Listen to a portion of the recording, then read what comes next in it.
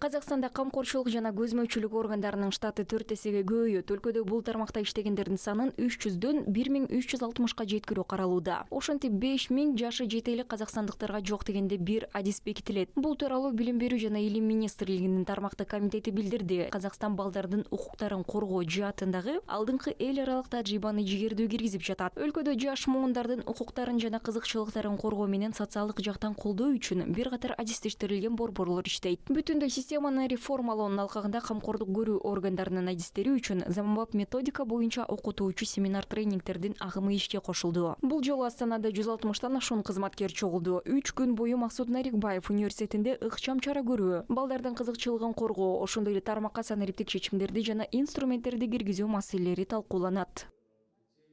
Мы очень рады, что сейчас создается областные, районные. Биз акимияттардын алдында балдардын укугун коргоо боюнча облустук жана райондук департаменттерди түзүүнү колдойбуз. Бул бардык индикаторлорду балдардын укуктарын коргоо боюнча мамлекеттин бардык милдеттенмелерин аткарууга жакшы импульс бере турган өтө маанилүү кадам. Сиздердин өлкөдө жаңы долбоорлор жүрүп жатат. Казакстан бул багытта Борбор Азия өлкөлөрүндө лидер.